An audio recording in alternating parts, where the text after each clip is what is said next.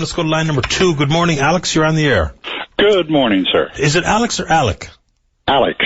Alex, good morning to you, sir. Thank you for calling. Scottish instead of English. Gotcha, 100%. With the Public Utilities Board looking into the whole idea of the rolling blackouts that we've had recently and Yes, sir. the Muskrat Falls, why wouldn't they look into the possibility of nationalizing the hydroelectricity of this province? It seems that we, the taxpayers and the ratepayers, we're both the same people. We pay hydro, or the government, the Crown Corporation. We set up the hydroelectric. We generate it. We sell it then to a third party, and they sell it back to us at an enormous rate and profit. Yeah. As far as I know, hydroelectricity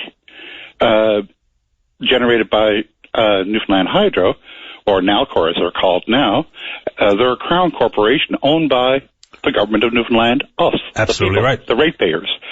Why then are we charging ourselves an exorbitant price for something that we generate already and paid for? Well, because there's further generation coming, that there's a big bill going to be heaped on top of it. Now, even if that was a nationalized product and all the competition available, it'd probably never be built, number one. And does that mean that it's not the right plan for Newfoundland and Labrador? I'll leave that open for your opinion to be offered. Nationalizing Nalcor, I don't think is a good idea. I just don't. I think if we're going to have Crown controlled and be able to go to the PUB for the grant of how much is reasonable for a return on their investment or what have you, I think that's legit. I think nationalizing Nalcor is a huge mistake. I don't think it benefits the consumer. That's for one. As for the consumers, I don't think it benefits us at all. Well, one way that it would benefit us is that we wouldn't be paying these exorbitant electricity bills. When you get electricity into a small house, say, in the summertime, you're generating maybe 4 kilowatt hours, or 40 kilowatt hours a day. How can you go and be suddenly jumping 4 times that much in the course of the winter? You know, it doesn't seem feasible. It doesn't make a whole lot of sense, does it? No. You know, when your bill goes from $40 in April, May, June, and July, August and September, and suddenly in November it jumps to 120, December it goes to 200 and 220, January, February, March, skyrocketing. Yeah. You know, and you're not overly using the power. Yeah. You know, if you're using 4 kilowatt hours in a day in the summertime, and you're jumping to 54 kilowatt hours in a day in the wintertime, there's something radically wrong. I understand that. Yeah. Well, but so, you know, so the answer comes from I don't care how high you turn up the thermostat. It doesn't make logical sense, especially if you're living in a one-bedroom apartment, or even in a bed sitting room. Some places in this city, some people are living in a bed sitting room, and they've had their electricity bills quadruple. Yeah, a small house. You can't, you know, there doesn't seem to be any justification, even with how cold the weather gets. But how does that change if we have a different structure and or nationalization, private sector competition for the sale of power? Because we know full well one thing that we can almost guarantee. Well, for one thing, we wouldn't be charging ourselves an exorbitant price for it. You know, if you go out and produce something and you're going to sell it, well, you sell it for a reasonable amount, so you get your return. You get the return on what your investment. Well, no, actually, I think the approach is 10%. But you know, why go out and gouge yourself? Yeah, but we're selling it. We're selling power. If power generated, when Churchill Falls started, it was supposed to be generating power at a minimum of 0.0038 cents per, or part of a cent per kilowatt hour.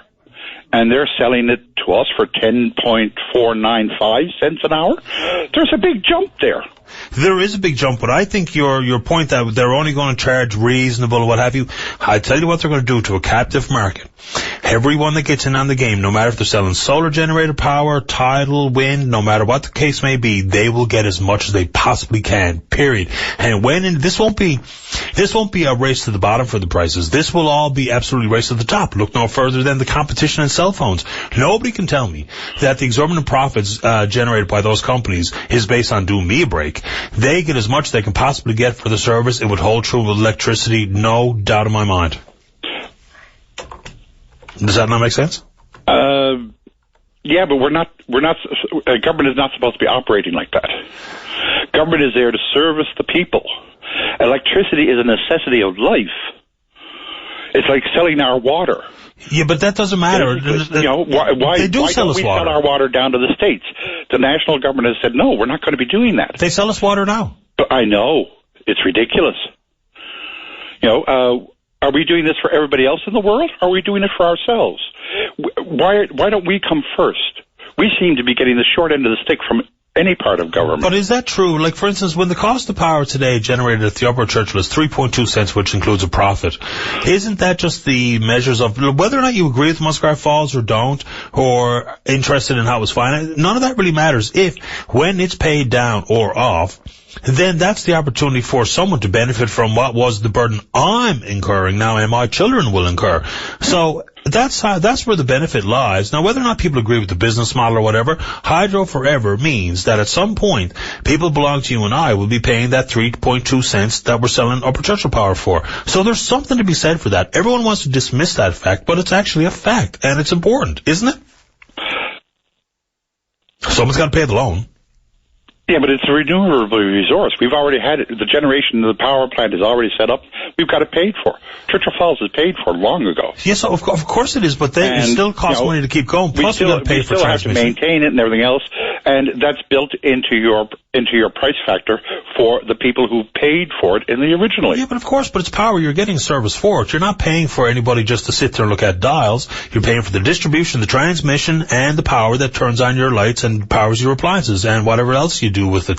So it's a service that you use. It's not just a role of life. Are we selling the excess power less than we're selling it to our own selves? Absolutely we are. That's the problem. Well, that makes a lot of sense, except that at the end of it, we will own it, and no one in Nova Scotia will. And that's where, look, my biggest problem with Muskrat Falls has always been that if we sell excess power in Nova Scotia, New England, wherever we sell it on the face of the earth, including heavy industry in Labrador, that money should go against the loan. That should help lessen the burden to me, the residential ratepayer. It's not the way it's going to go, but that would make it a whole lot more sellable and certainly easier to swallow. Oh, yes. But this is my point, is that we're not doing that. Churchill Falls is a good example. We've lost on that so much, it's not funny. Yeah, we'll never recuperate it. But that's not because of the repayment of the loan. That's because of the lack of foresight in the contract with escalators and whatnot. Yeah. That's where the loss comes there. But,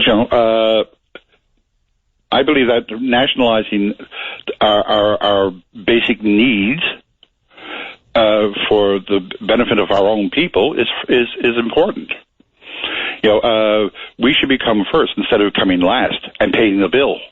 We've got the bill paid for, and we're going to start charging ourselves exorbitant rates for something that we've already paid for. It doesn't make sense.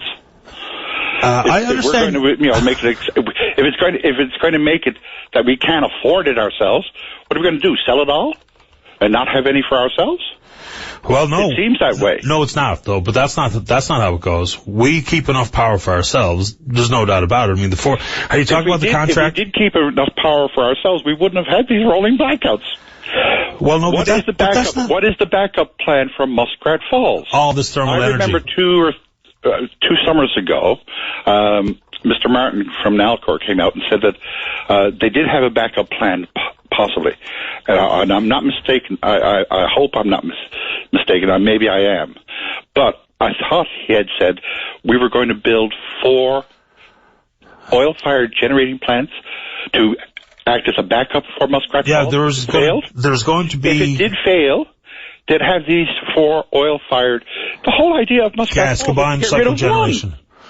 Yeah, no. They're going to have 4 separate, I think that's the number now off the top of my head, which is going to cost, In excess of $1 billion, it's going to be 4 combined cycle natural gas turbines that will generate somewhere around 500 megawatts or something, a maximum of 400, something like that. So there is a backup that does include the thermal generation, but it's not going to be Bunker C a la Holyrood. And it is not a cost that's also included in the $7.7 billion, which is a legitimate concern put forward by Mr. Dumaresque and others. So that's right. There will be thermal backup. It remains to be seen when Holyrood can actually be where are we going to get the gas? We don't have the gas right now. Well, you can get gas anywhere.